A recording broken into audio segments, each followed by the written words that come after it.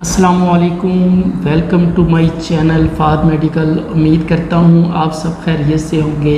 आज हम बात करने जा रहे हैं कि तेज़ बुखार की सूरत में हमने ओरल जो ट्रीटमेंट करना होता है वो कौन सा करना होता है, कौन सी मेडिसिन जो है वो इस्तेमाल करवानी होती है। आपसे रिक्वेस्ट है कि जो दोस्त इस चैनल पर न्यू हैं वो इस चैनल को सब्सक्राइब करें, लाइक करें, शेयर करें ताकि मेरी हर आने वाली वीडियो उन तक भी बआसानी पहुंच सके और उन तमाम स्टूडेंट्स को जो डिस्पेंसर क्लासेस में अपना एडमिशन ले चुके हैं या फिर जो प्रैक्टिशनर्स हजरात हैं ताकि उनके नॉलेज में भी इजाफ़ा हो सके।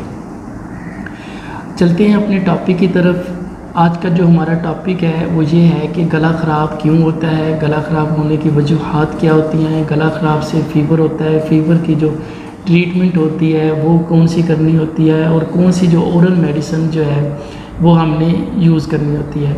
दोस्तों से शेयर करता चलूँ, इस वीडियो में मैं सिर्फ़ और सिर्फ आपके साथ जो ओरल ट्रीटमेंट होगा गला ख़राब होने की सूरत में जो बुखार होता है सिर्फ वही शेयर करूँगा।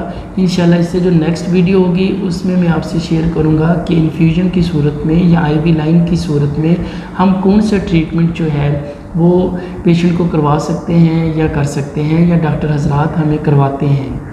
तो चलते हैं बिना टाइम वेस्ट किए। गला ख़राब क्यों होता है?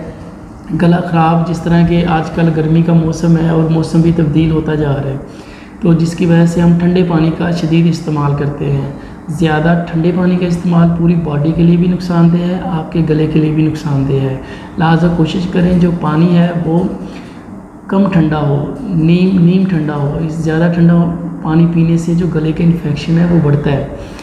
दूसरी चीज़ आपसे शेयर करता जाऊँ कि बहुत ज़्यादा चटपटी चीज़ें खाने से, स्पाइसी चीज़ें खाने से, फास्ट फूड में जितनी भी आप यूज़ करेंगे वो आपके मैदे का भी बेड़ा गर्क करेगी और आपके जो गले का इन्फेक्शन है उसको भी मज़ीद बढ़ाएगी, जिसकी वजह से आपका गला ख़राब हो जाएगा। जब गला ख़राब होता है तो वो बैक्टीरियल इन्फेक्शन हो जाता है जिसकी वजह से आपके जिस्म में, आपकी बॉडी में बैक्टीरिया की पैदावार जो है वो बढ़ जाती है। बैक्टीरिया की पैदावार बढ़ने से आपको फ़ीवर हो जाता है। फ़ीवर होने से आपकी पूरी बॉडी का जो टेम्परेचर है वो चेंज हो जाएगा। चेंज होने से आपकी पूरी बॉडी में दर्द होगा, थकन महसूस होगी, थकावट होगी और आप बेहाल हो जाएंगे।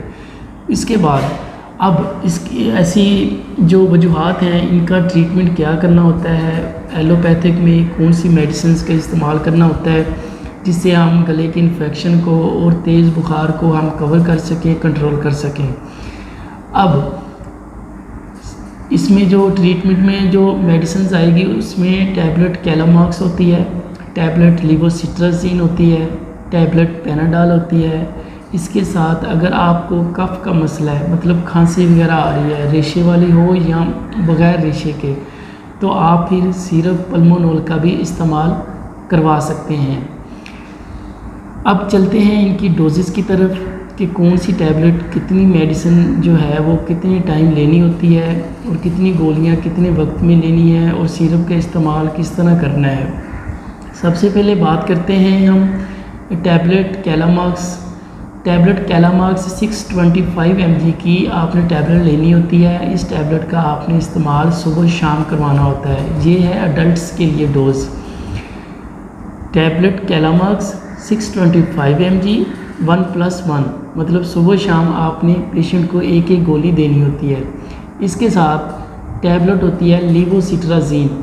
टैबलेट लेवोसिट्राजीन अमूमन 5 mg की होती है। ये बाज़ औक़ात पेशेंट को रात के वक्त सिर्फ एक गोली देनी होती है, लेकिन अगर आपका जो मसला है, आपके गले का जो इन्फेक्शन है, थ्रोट इन्फेक्शन है, अगर वो थोड़ा सा सीरियस है तो आप इस टैबलेट को सुबह शाम एक एक गोली भी रिकमेंड कर सकते हैं। इसके बाद बात करते हैं टैबलेट पेनाडाल की, जिसका फार्मूला पैरासीटामोल होता है। पेनाडाल को आप अमूमन हर घर में पड़ी हुई होती हैं और आप इसको बड़े अच्छे तरीके से और बेहतर तरीके से जानते हैं कि इसका मकसद क्या होता है। इसका जो इस्तेमाल करवाने का मकसद होता है वो सिर्फ़ और सिर्फ आपका जो टेम्परेचर है उसको कंट्रोल करने के लिए। इसके साथ आपके जिस्म में जो दर्द है उसको कंट्रोल करने के लिए हम टैबलेट पैरासीटामोल का साथ इस्तेमाल कर सकते हैं। फिर बात करते हैं खांसी के सिरप की, कि सिरप जो है पल्मोनोल आप इस्तेमाल कर सकते हैं। पल्मोनॉल की जो डोजेज़ होंगी वो सुबह दोपहर शाम आप 2-2 चम्मच ले सकते हैं।